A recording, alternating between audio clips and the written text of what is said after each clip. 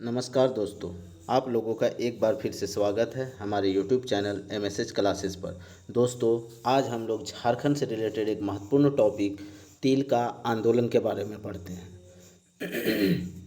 और यह तिल का आंदोलन जो है तिलका मांझी के नेतृत्व में किया गया एक बेहतरीन आंदोलन था। इसलिए है दोस्तों क्योंकि सबसे पहला अगर जो यह आंदोलन जो था वह सुसज्जित था और इसमें महिलाओं ने बढ़ चढ़ के हिस्सा लिया। और अगर झारखंड क्षेत्र में देखा जाए तो सबसे पहला शहीद होने वाला जो व्यक्ति था वह तिलका मांझी था। इसलिए इस आंदोलन को सबसे महत्वपूर्ण आंदोलन करार दिया जाता है।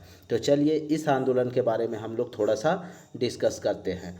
तिलका आंदोलन का नेतृत्व किसके द्वारा किया गया है? तो तिलका आंदोलन का नेतृत्व तिलका मांझी के द्वारा किया गया है। ठीक है, तिलका आंदोलन का नेतृत्व कौन है? तो तिलका मांझी है। तिलका मांझी का अगर जन्म आपसे पूछ लिया जाए तो 11 फरवरी 1750 ईस्वी को तिलकपुर गांव में संथाल परिवार में हुआ था। अब इनके पिता का नाम अगर आपसे पूछ लिया जाए तो पिता का नाम सुंदरा मुर्मू थे। ठीक है, सुंदरा मुर्मू तिलक मांझी के पिता थे।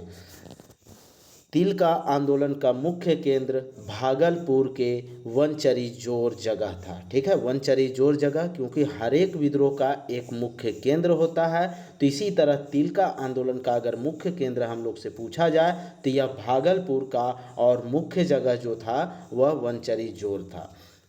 तिलका आंदोलन में तिलका मांझी के द्वारा एक अंग्रेज सुप्रिटेंडेंट को 13 जनवरी 1784 ईस्वी को मार दिया गया अपने तीरों से। ठीक है, अपने तीर से घात लगा के अंग्रेज सुप्रिटेंडेंट किलीविलय की हत्या कर दी गई। किनके द्वारा? तिलका मांझी के द्वारा। और इसी पश्चात अंग्रेज आग बबूला हुए और तिलका मांझी को पकड़ने के लिए जबरदस्त रूप से अभियान चलाएं। और इसी में भारतीय एक पहाड़िया जो सरदार थे उन्होंने दगाबाजी करते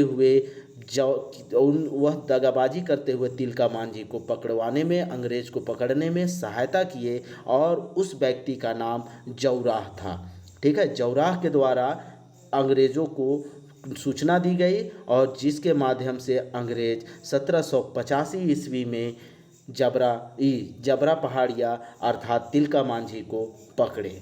ठीक है, तिलका आंदोलन में तिलका मांझी के द्वारा तिलका आंदोलन के बारे में पूरे क्षेत्र में जानकारी देने के लिए संदेश के रूप में सखुआ पत्ता को चुना। सखुआ पत्ता के माध्यम से पूरे क्षेत्र में हर एक लोगों तक इस आंदोलन के बारे में जानकारी दी गई।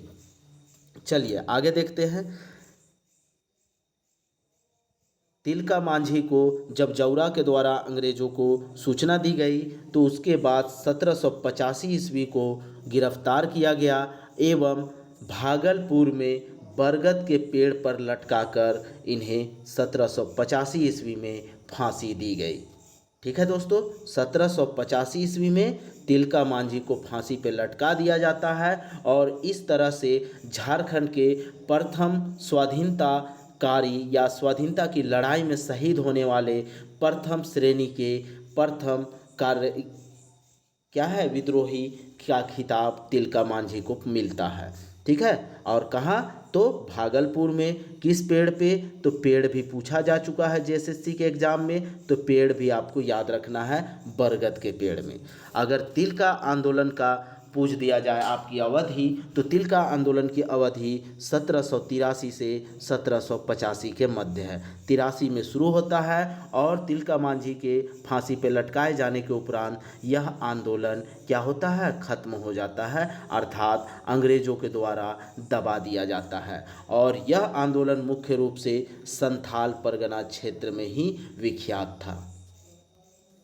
चलिए आगे देखते हैं। तिलका मांझी ने सुल्तानगंज की पहाड़ियों से, ठीक है, सुल्तानगंज की पहाड़ियों से गुरिल्ला युद्ध का नेतृत्व किया। गुरिल्ला युद्ध किसे कहते हैं? तो वैसा युद्ध जो छापामार युद्ध की तरह हो, छापामार हो, अर्थात ये हमला करने के उपरांत फिर से छिप जाया जाता है और दोबारा फिर से घात लगा के हमला किया जाता है। तो इसे ही गुरिल्ला युद्ध कहते हैं। ठीक है दोस्तों, तो यहाँ पे तिलका मांझी जो है वह गुरिल्ला युद्ध में क्या थे?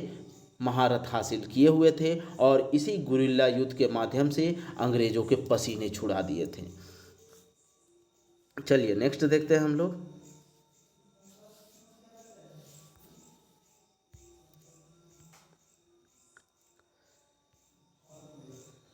चलिए ये इसके बारे में हम लोग आगे भी चर्चा कर चुके हैं